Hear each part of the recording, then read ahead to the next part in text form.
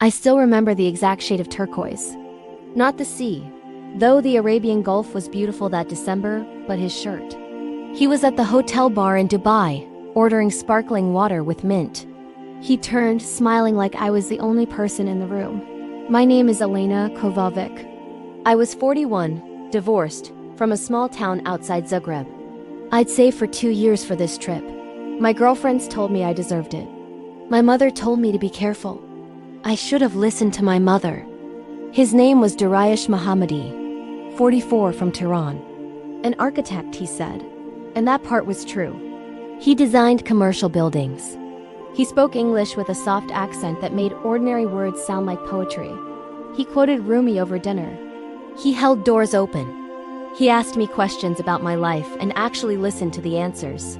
"You have sad eyes," he told me. My ex-husband, Tomislav, had spent 12 years making me feel invisible. Dariush made me feel seen.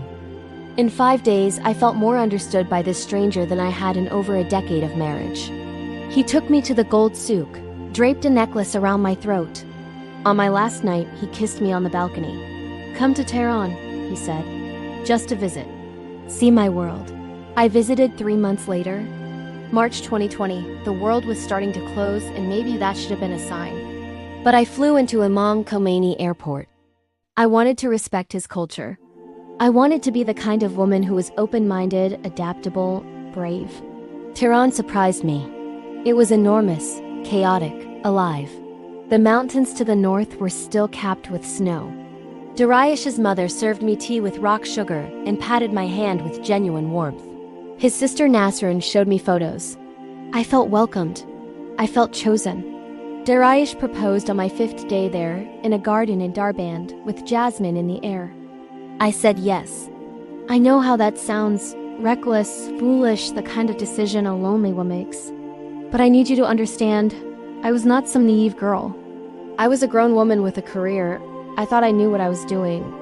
I thought love at this age meant you'd already learned the lessons. I was wrong. You never stop being vulnerable. You just get better at hiding it.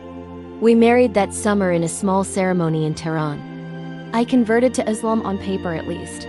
It was required. Dariush assured me it was a formality. "You can believe whatever you want in your heart," he said. I moved into his apartment in Elahi. Things were good. The first shift was subtle. He suggested I wear the headscarf even at home when his friends visited. Then he suggested I not drink wine. Then it was my clothing. He started buying me longer tunics, darker colors. "You'll be more comfortable," he said. "People won't stare." I adapted. I always adapted. That was my gift and my curse. I told myself it was cultural integration. I told my mother it was respect. I told my girlfriends I was happy. By the time our daughter was born, Shirin, in the autumn of 2021, the world I'd known had shrunk. Dariush didn't want me to work. "Iranian wives don't need to work," he said. He didn't want me going out alone. He monitored my phone, not aggressively, but with quiet persistence. "Who is this man who commented on your photo?" I want to be clear, he never hit me. He never raised his voice. He was always calm, always reasonable. He always framed his control as care. That's the most dangerous kind, isn't it? The kind you can't point to. My passport was kept safe in his office. My bank account was joint, but his name was primary. When I once mentioned visiting my mother, he said, "Of course, Habibi, we'll plan it soon." Soon never came. By 2023, I hadn't left Iran in 3 years. I found small rebellions. I taught Shirin Croatian nursery rhymes. I hid a novel in English inside a Farsi cookbook. I made friends with our neighbor Parvana. Parvana, a divorced woman in her 50s, smoked cigarettes on her balcony and told me stories about her own marriage. "Men here are not all the same," she said. "But the ones who are, they are very much the same." I started to plan. Quietly, carefully, the way women have always planned their escapes. In the margins, in the silences. I memorized the number of the Croatian embassy. I started setting aside small amounts of cash. I practiced what I'd say. But leaving Iran as a married woman with a child is not like leaving a marriage in Europe. The law was not on my side. Under Iranian family law, Dariush had custody rights. Shirin had an Iranian birth certificate, an Iranian passport. I couldn't take her out of the country without his written permission, and I would never, ever leave without her. So I stayed. And I waited. And I waited. And I told myself that love could be enough to bend a cage into a home. The war changed everything. I won't pretend to understand the politics, the escalation with Israel. But in early March 2026, when the first strikes hit military targets outside Isfahan, Tehran became a different city overnight. Sirens, panic, lines at gas stations and banks. Shelves emptied in supermarkets. The internet went dark for 3 days. Dariush was terrified. Not for us, I see that now, but for himself. He paced the apartment, making calls. He had a cousin in Turkey. He had a colleague in Dubai. He had options. On March 8th, I woke up to find his side of the bed cold. His closet was half empty. His laptop, his documents, his good watch, gone. On the kitchen counter was a note. Elena, I'm sorry. I have to go. I'll send for you when it's safe. Take care of Shirin. D. I read it 4 times. Then I sat on the kitchen floor and cried until Shirin toddled in and said, Mama? Gaza? So I got up. I made her breakfast. Because that's what mothers do.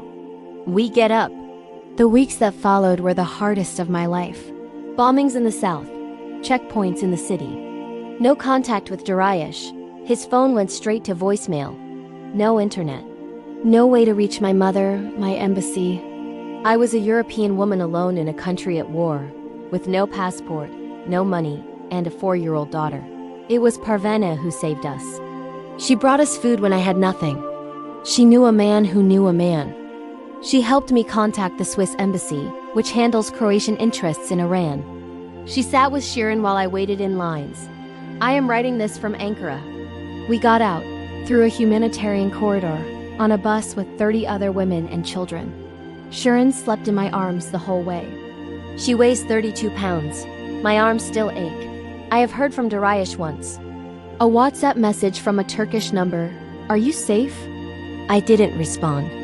Not because I'm angry, though I am. Not because I'm hurt, though I am that too.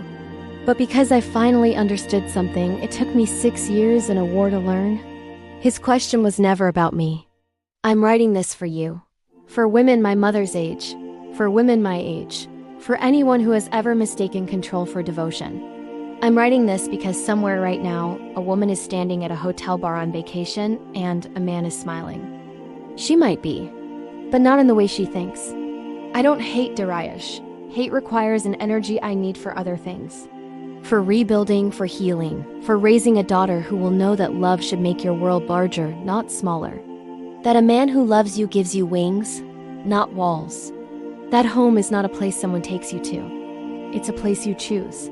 My name is Elena. I survived a marriage. I survived a war. And I am finally, after all these years, going home.